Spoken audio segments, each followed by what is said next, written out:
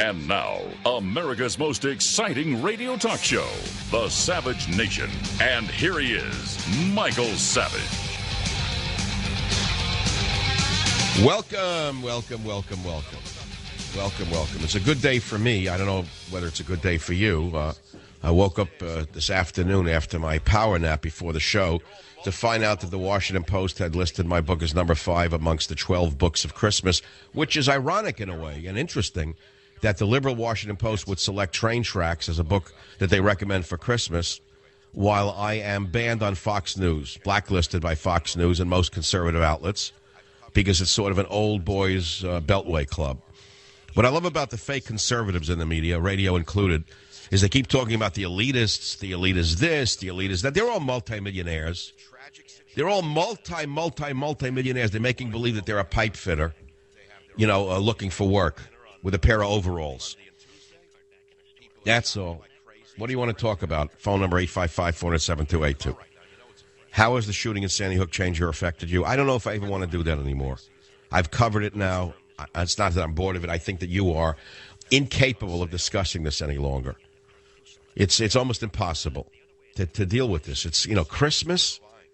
It's a tragic situation, and the people want to go on with their lives.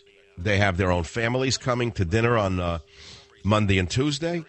People are shopping like crazy. It's a frenzy out there, if you haven't noticed it. If you're in a car right now, you know it's a frenzy. You can't even move. It's gridlock getting to Macy's or Nordstrom's or wherever people are going.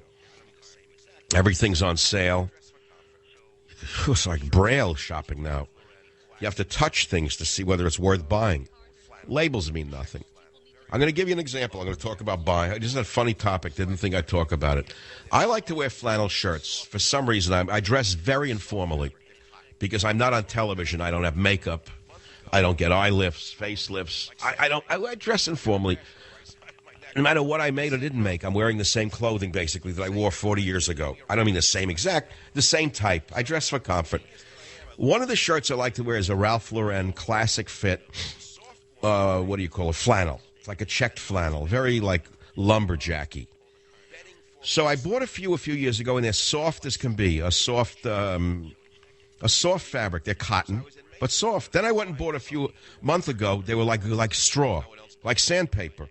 I got a rash on the right side of my neck from, it said Ralph Lauren classic fit, same size, and gave me a rash on the side of my neck. So the genius that I am, I looked at the labels of where they were made, and lo and behold, the soft ones were made in the Philippines, and those made of bedding for horses that felt like straw were made in China. Could you believe that? So I was in Macy's the other night buying myself a few more shirts for the holidays because no one else buys me anything.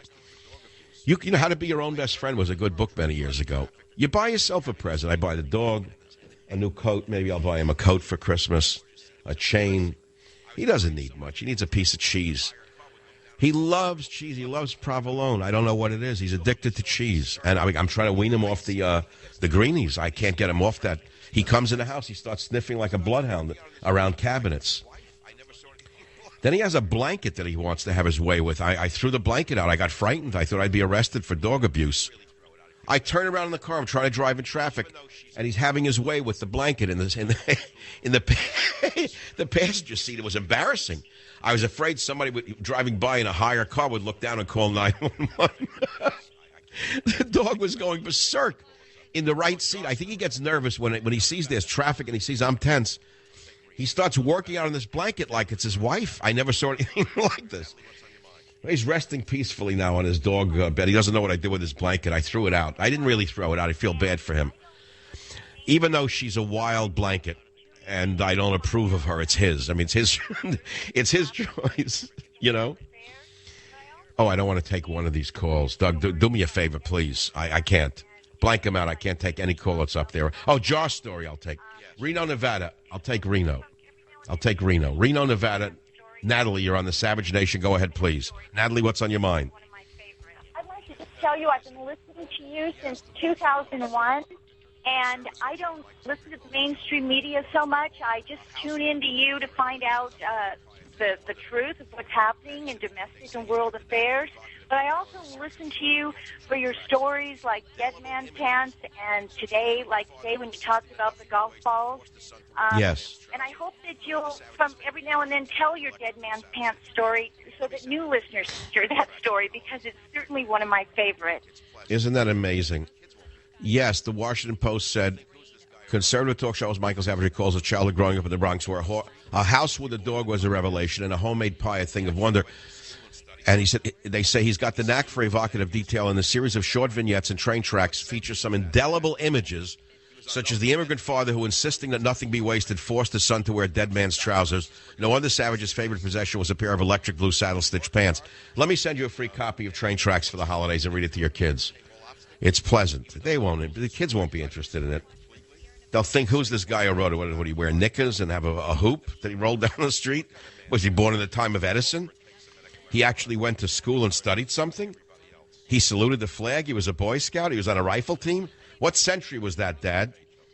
He was on no medication by the time he was in the 4th grade? He didn't have some diagnosis for an illness that doesn't exist?